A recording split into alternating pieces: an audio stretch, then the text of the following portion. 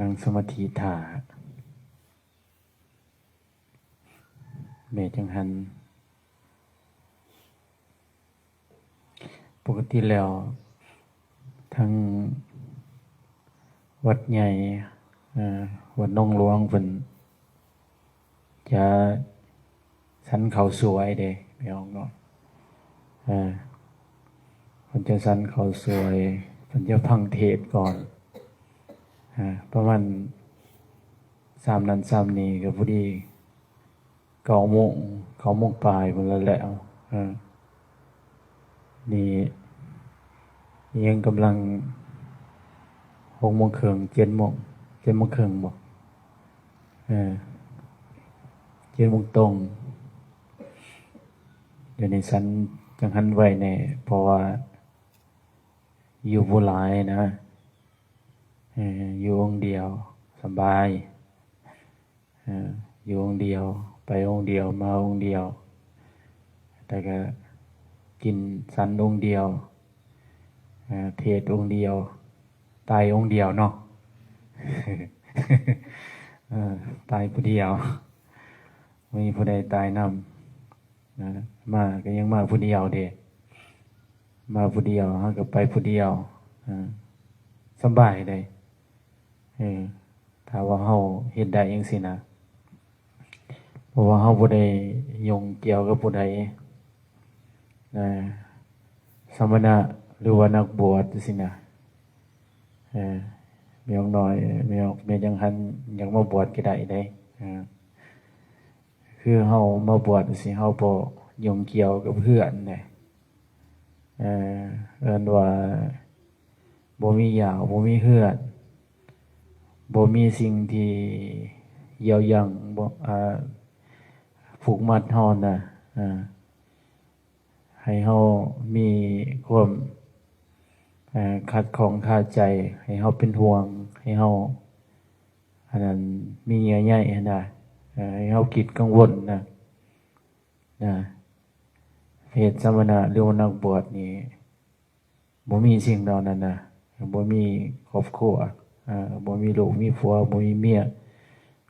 ภาษาหนึ่งก็โสดหรือว่าประพฤติพรหมจรรย์พรหมจรรย์ประพฤติสิ่งที่สูงสุดสินะก็เลยมาอยู่วัดสิมันก็ใจมันก็เฮ็ดให้เฮาเป็นอิสระทางกายอิสระทางกายคือเฮา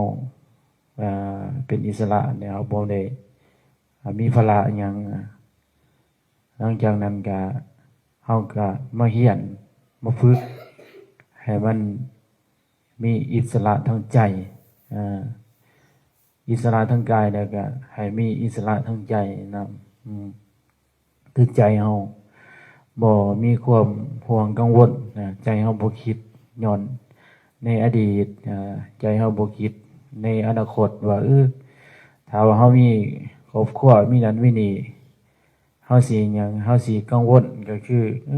เขาสิอยู่กินจังได๋น้อมื้อนี้สิได้หยังน้อมาอันนั้นอาหารแลงซั่นน่ะมื้อนี้สิได้หยังน้อมาเฮ็ดกินเฮ็ดอยากมื้อนี้สิได้หยังน้อสิมาให้ครอบครัวมื้อนี้สิได้หยังน้อมามื้ออื่น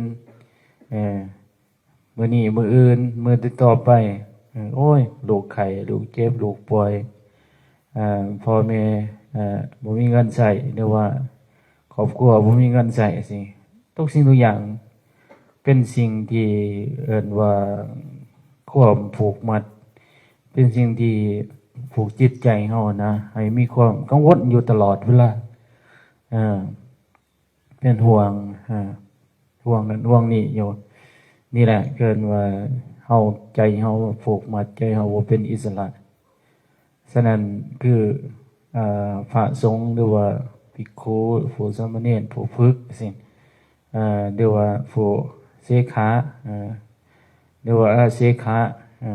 ตอนแรกเขาก็เป็นผู้เสขะก่อนผู้ศึกษาก่อนก็จะเป็นสงฆ์นะก็จะเป็นพระสมณะที่1ที่2เดี๋ยวมาฝึกสินะฝึกเนี่ยให้ใจมันเป็นอิสระใจมันอิสระ บ่ได้ห่วงหยังเด้เข้ามาแล้วก็บ่ได้ห่วงหยังมีแต่ฝึกอย่างเดียวมีแต่ใส่ความเพียรอย่างเดียวเพียรเบิ่งกายเพียรเบิ่งลมหายใจจังซี่นะ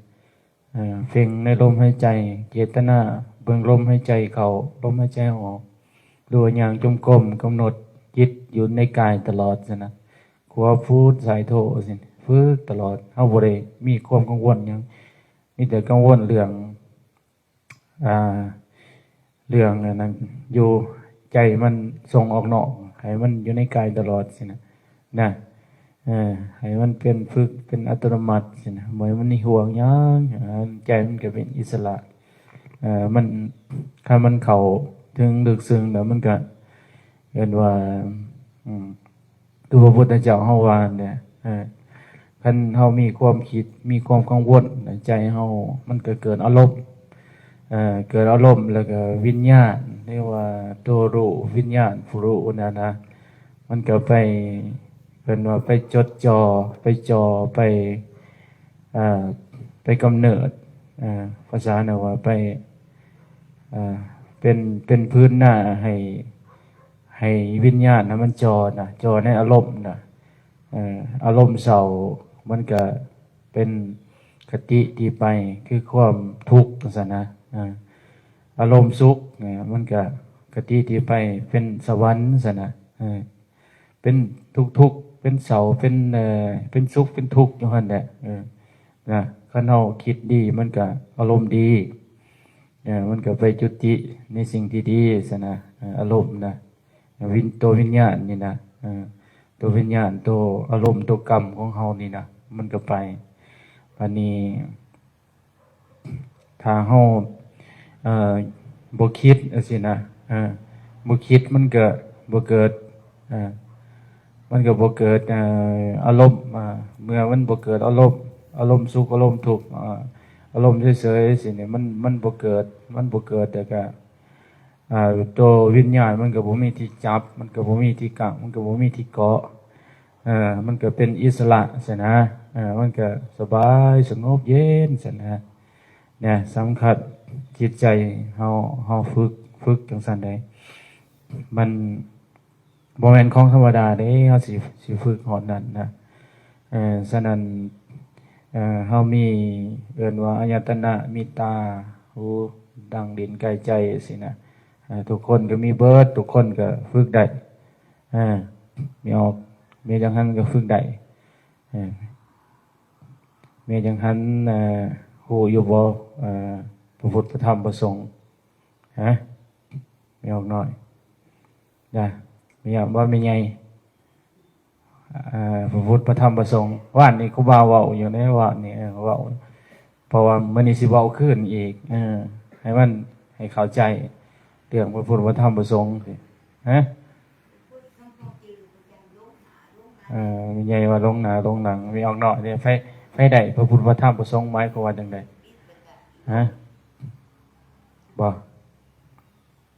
สีเมื่อคืนเรื่องไฟใด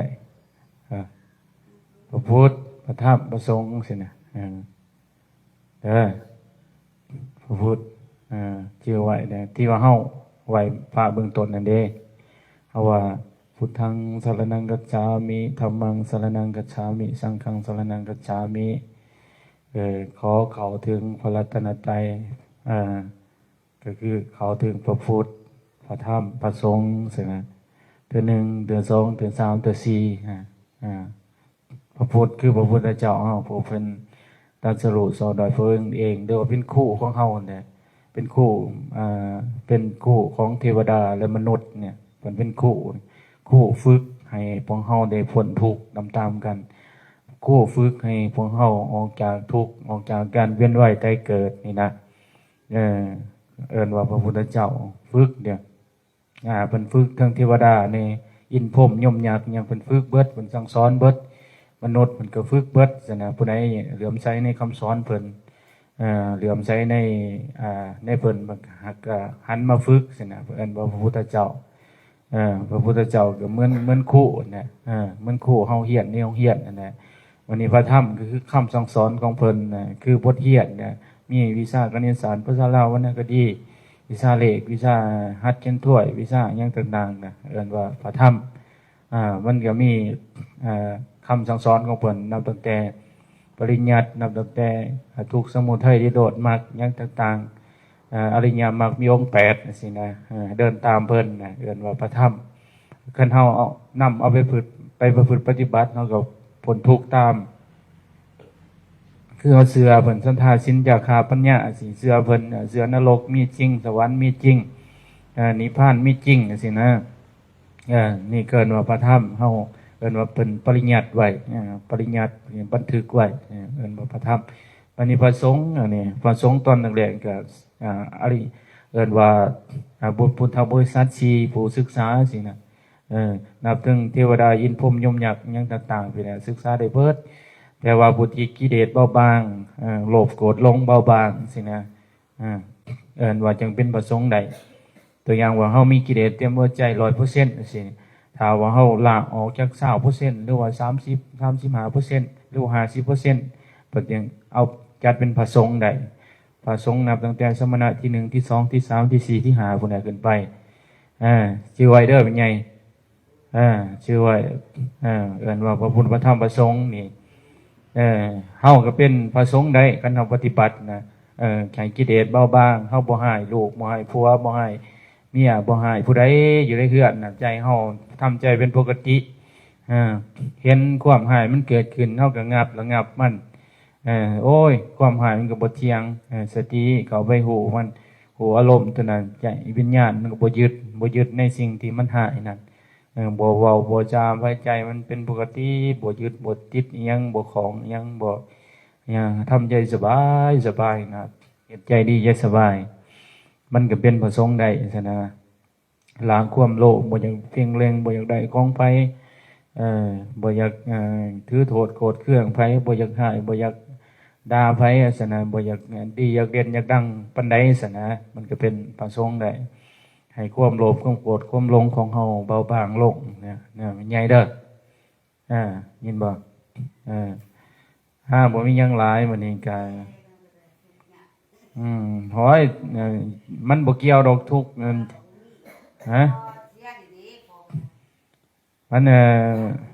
นว่าเรื่องความหังความมีอันบ่ได้เกี่ยวกันได้เป็นพระสงฆ์นี่บ่ได้เกี่ยวความหังความมีได้มันบ่ได้เกี่ยวว่าต้องเฮือนใหญ่ๆหลังใหญ่ๆซั่นจังซี่มันบ่ได้เกี่ยวกันตัวนั้นมันก็เป็นเรื่องเป็นโภคทรัพย์เป็นเหตุเป็นปัจจัยที่เฮาได้เคยสร้างสะสมทานมาตอนนั้นมันก็เป็นเหตุเป็นปัจจัยให้เฮามีอยู่มีกินนะแต่ว่าสำคัญตัวพระสงฆ์นี่มันเกี่ยวกับจิตใจเป็นไงจิตใจเฮามีความบ่อยากตัวอย่างว่าเขาเห็นความเป็นจริงสินี่เห็นสัจจะความจริงว่าสิ่งที่เขามีวัตถุเขาคล้องสิมันก็บ่เที่ยงพวกเขามีหลายเขาก็ทุกข์หลายทุกข์ย้อนหยังห่วงทรัพย์หลายมีหลายก็ทุกข์หลายนะกินบ่ได้นอนบ่หลับบางคนน่ะโอ้ยย่านแต่เขามาลักย่านแต่เขาอันนี้ทุกข์ย้อนยังอนามัยดูแลปัดกวาดเช็ดถูทุกแล้วก็ต่อไปมันก็สิ่งที่เขามีมันก็เสื่อมสลายไปมันก็เปรเพพังไปเขาเห็นอย่างสี่เนี่ยแม้แต่วัตถุภายนอกทางกายเฮาสิมันก็บ่เที่ยงสิบ่เที่ยงก็คือเฮาต้องตายเฮาต้องแตกสลายไปสิมันจึงแม่นว่าเรื่องจิตใจมันบ่เกี่ยวว่าข่อยเป็นคนทุกข์บ่ได้ข่อยบ่ได้เป็นพระอริยเจ้าบ่ได้มันบ่เกี่ยวกันได้มีไงสำคัญเฮามีธรรมะว่าเฮาเห็นความเป็นจริงเห็นเป็นสัจจะสินี่ตัวอย่างว่าคือความจริงจังได๋ตัวอย่างว่าฝนตกน่ะสิเวลาฝนตกเฮาบ่อยากให้ฝนตกสินะเฮาตานเกินว่าใจเฮามันบินซ้ำมิจฉาทิฏฐิสินะบัดนี้ตัวอย่างว่าเฮาเฒ่าสิบัดนี้เฮาทุกข์สิเฮาทุกข์เฮาก็บ่อยากทุกข์สิเนี่ยเฮาก็คัดธรรมชาติเลย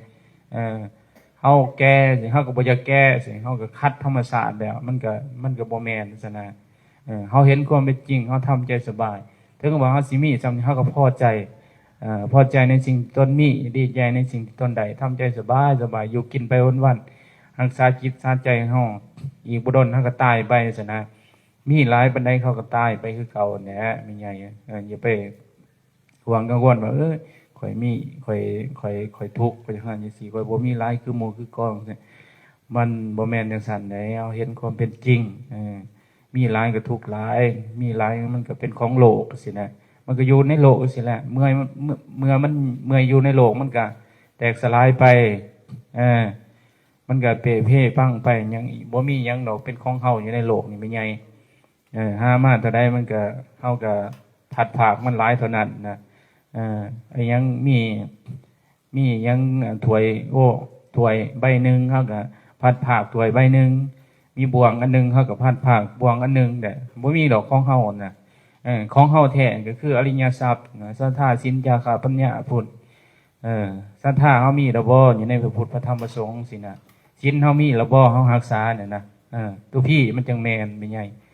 เฮามีศีล5บ่ข่าวบ่ลักบ่ตัวสินี่บ่ประพฤติผิดในกูครองบ่ดื่มของมึนเมาสินี่บ่เสพสิ่งเสพติดสินะจาคะเฮามีระบ่การที่ว่าเฮามีใจให้มีความเมตตาจาคะอสละสิ่งที่ของที่เฮาหวงแหนสินะเฮามีระบ่จาคะปัญญาเฮามีระบ่เฮาเห็นความในโลกนี้มันบ่มีของเฮาของเที่ยงของแน่นอนเฮามีระบ่อันตัวนี้ไม่ใหญ่อย่าไปเอาเดินเงินค้ำมันยังเฮือนซ่านบ้านซองมีเท่าใดก็ถิ่มไปเท่านั้นนะเฮาต้องมีปัญญาสิ่งใดไม่ใหญ่เด้อต้องเข้าใจศรัทธาศีลจาคะปัญญามีเหลื่อมใจนะพระพุทธพระธรรมพระสงฆ์นี่มันก็ดีแล้วทำใจสบายตื่นขึ้นมานะพุทโธทองมันก็มีความสุขแหละสำนักเขามีหลายเขาก็ทุกข์หลายคือว่าเนี่ยเอาสำนั้นแหละครับพ่อยะถาวริวหาปุราปริปุเรนติสาครังเอวเมวะอิโตทินะเปตนะอุปกัปปติอิสิตังปฏิตังตุมหังคิปะเมวะสเมสันโธสัพเพปุเรนตุสังกปายันโตปนะระโสยะธามณิโสติระโสยะธาสัพพิติโยวิวัสสันตุสัพพะโรโควินาศสันตุมาเตภวันวันตารายโยสุขีติกายุโกภวะอภิวาทนาสิริสานิจังอุทาปจายโนจัตตารโอธรรมาวัฏันติอายุวันโนสุขังภารังภาวันตุสัพพมังคารังรักขันตุสัพพเทวตาสัมภาพุทธานุภาเวนะสัทธาโสติภวันตุเตภาวันตุสัพพมังคารังรักขันตุสัพพเทวตาสัมภาธรรมานุภาเวนะสัทธาโสติภวันตุเตภาวันตุสัพพมังคารังรักขันตุสัพพเทวตาสัมภาสังฆานุภาเวนะสัทธาโสติภาวันตุเตกาพระเขียน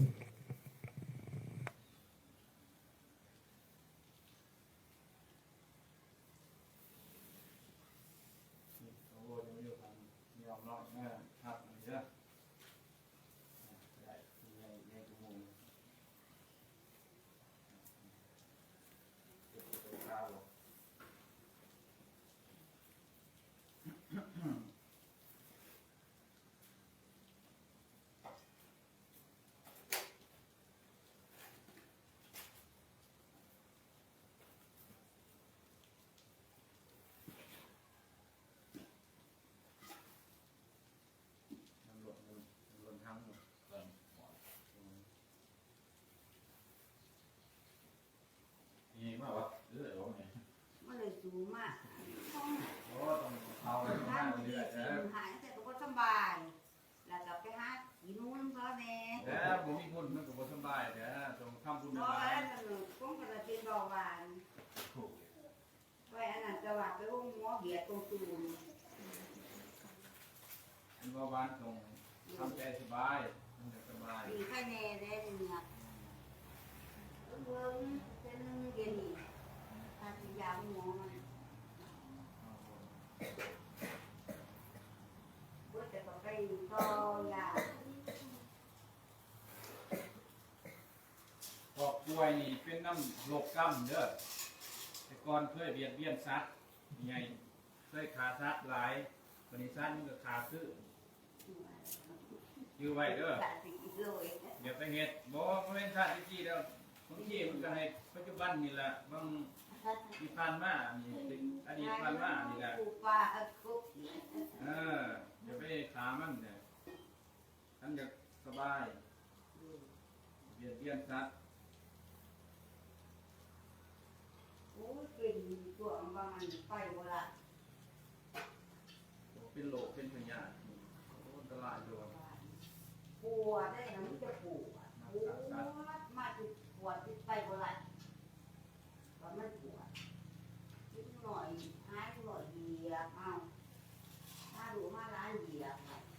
ตั้งแต่ผลตั้งสนองเถอะ ดินแค่นี้ค่ะเป็นอยู่ค่ะแล้วก็มือที่หาเงินติดคิดมืองานจะได้งาน ถ้าต้องเชื่อพระ เอา พุทธ ยา เจ้า ก็เลยขาได้กับยาป้าโบราณ ว่าพวกเนี้ยเราเป็นพยานเบิ่งญาติบ่ได้เลยแต่แดดเลยเราทรมาน ป้าโบราณยาตั้งป้ายาไปโบราณ